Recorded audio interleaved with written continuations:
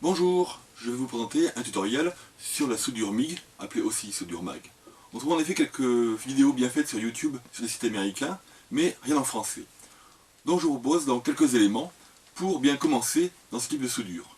Ceci n'a rien d'un cours professionnel, ni d'un cours magistral, mais juste quelques trucs et bonnes pratiques pour être à l'aise quand on commence avec cette technologie de soudure.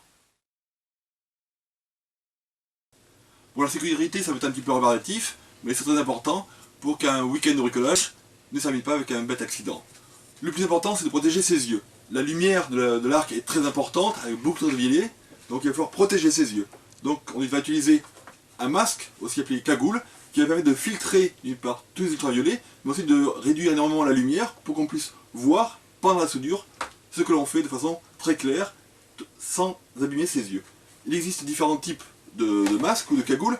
Les masques fixes, avec un filtre qui est fixe, et donc on va regarder et tourner son masque.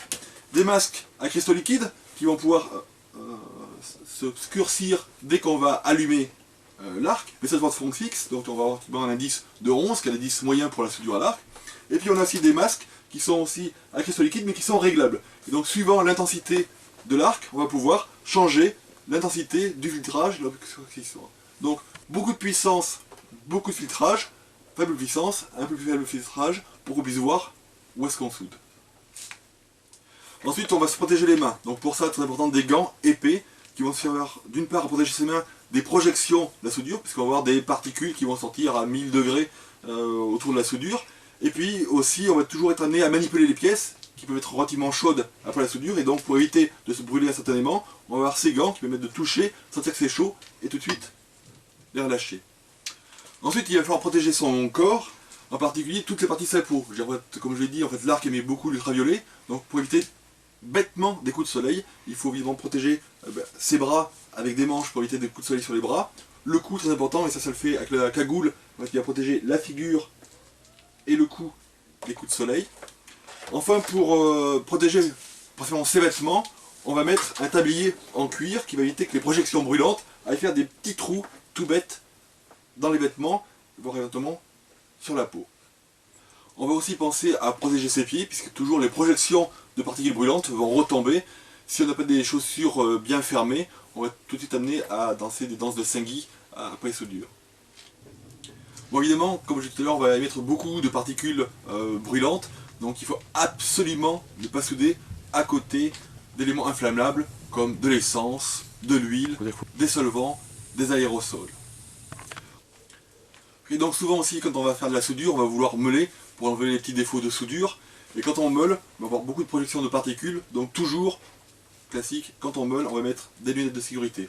On peut aussi utiliser éventuellement son masque quand on est dans une position meulage. Bon, c'est pas toujours pratique, chacun fait comme il le sent. Donc mettons les protections.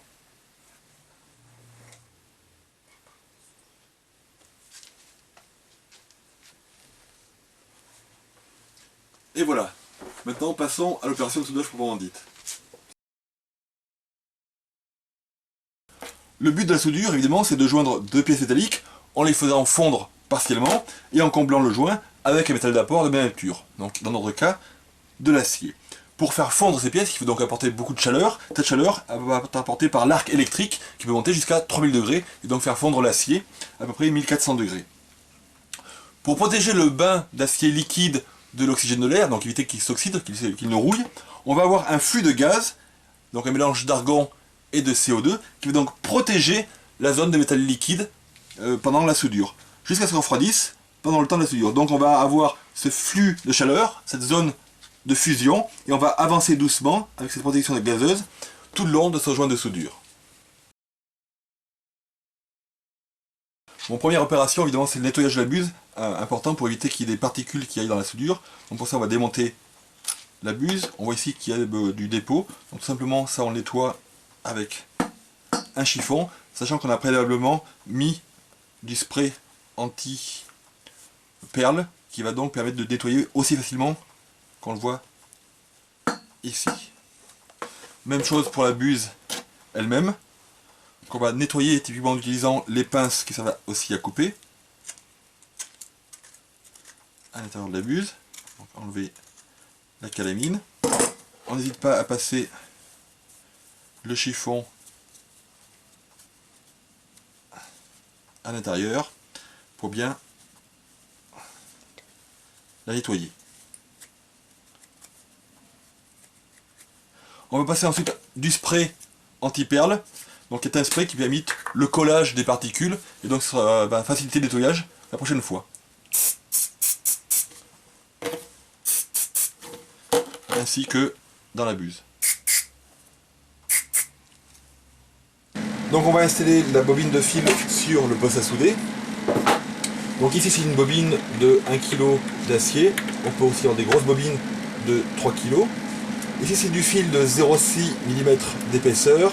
On peut avoir aussi du fil de 0,8, de 1 ou de 1,2 mm d'épaisseur. Donc pour placer la bobine, on va bien tenir le fil parce que celui-ci peut se dévider. Donc on va placer la bobine sur le support. Pour bien tenir le fil. On va mettre le blocage ici. Et serrer de façon à ce qu'il y ait un petit peu de frottement pour éviter que la bobine parte toute seule. On va donc ensuite insérer le fil dans le guide-fil. Ouvrir. Très important, on va couper le bout du fil avec cette pince très utile que l'on verra tout à l'heure. On va donc faire passer le fil dans le guide-fil qui va arriver sur le galet. Donc très important, le galet doit être avec la gorge du bon diamètre par rapport au fil. Donc ici on a un fil de 0,6 mm d'épaisseur, on va donc utiliser la gorge de 0,6 sur le galet. C'est très simple pour reconnaître, le galet est marqué 0,6 mm sur la face visible. On va donc insérer le fil dans le guide qui va aller dans la torche.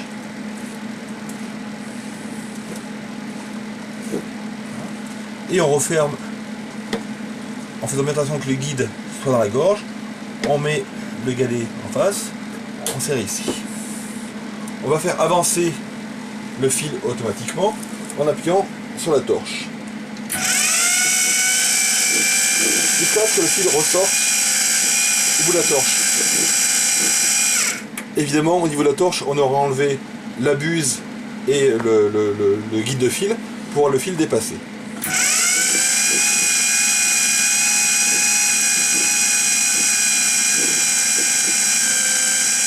Voilà, le fil est sorti, on peut s'arrêter. On va pouvoir placer le guide fil, évidemment du bon diamètre, ici du 0,6, donc un guide fil de 0,6.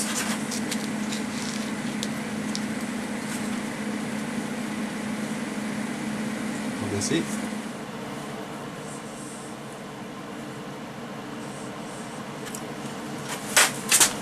Ainsi que la buse. On va donc refermer le capot de la bobine de fil et ouvrir le gaz.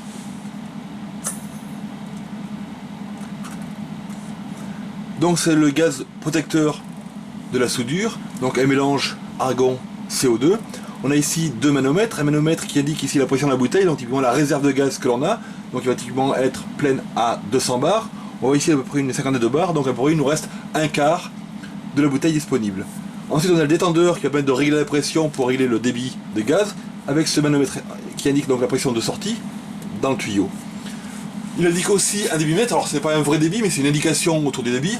On va vouloir typiquement avoir, on va dire, une quinzaine de litres par minute. On peut donc le régler sur le cadran rouge ici. Ici on va indiquer 10, qui est à peu près le bon réglage pour avoir le bon débit de gaz. Passons maintenant au réglage de puissance. Donc pour le réglage du poste, il faut régler deux choses. D'une part, l'intensité et la puissance électrique qu'on va injecter dans la soudure. Donc pour ça, on va régler ici la puissance. Donc on a un réglage grossier AB et puis un réglage un peu plus fin qu'on verra en détail sur ce tableau. Et ensuite, on va régler la vitesse de diffusion du fil. À quelle vitesse le fil va être injecté dans la soudure. Donc premier point, c'est le réglage de puissance. Donc on va regarder ici ce tableau. Donc pour le réglage de puissance, on voit ici, on va avoir d'abord travaillé sur une tôle de 1 mm d'épaisseur, ici. Notre fil fait 0,6 mm de diamètre, en fer ou acier c'est la même chose. Il faut donc appuyer donc sur le bouton A, ici donc puissance minimum, et ajuster le réglage à mini, comme on le voit ici. Ensuite, pour la vitesse de défilement du fil, on a ici en fait une zone de couleur, on voit ici un peu du bleu clair, qui correspond au niveau du réglage de défilement du fil à cette zone bleu clair. On peut avoir aussi un peu plus loin du bleu moyen, et puis aussi éventuellement du bleu foncé pour des soudures plus rapides. On verra tout à l'heure comment ajuster finement cette vitesse de défilement du fil. Passons maintenant à la masse de la pièce. Donc pour faire l'arc électrique, il faut mettre la pièce à souder à la masse, donc avec la pince de masse. Soit on pince directement la pièce à souder sur l'établi classique, donc ici on a un bon contact, il faut trouver une bonne position confortable pour que la pièce ne bouge pas, donc avec une fixation. Autre solution, comme ici on a une table de soudure, donc avec un plateau métallique, on peut donc mettre directement la pince de masse en contact avec la table métallique, et ensuite la pièce elle sera fixée et en bon contact métallique avec la table, quitte à utiliser une pincetto ou un serre-joint. Dans les trucs aussi, cette pince qui va servir le plus souvent à couper le fil à la bonne longueur à la sortie de la buse, comme ceci, ce qui nous permet de pouvoir démarrer une soudure avec la bonne longueur. Cette pince aussi sert, comme on l'a dit tout à l'heure, à nettoyer l'intérieur de la buse, et on peut utiliser au niveau des manches aussi cette petite pince pour desserrer le guide-fil quand on démonte le guide-fil sur la buse. Bon, ça peut paraître un petit peu cher dans certains magasins, mais finalement c'est un bon investissement.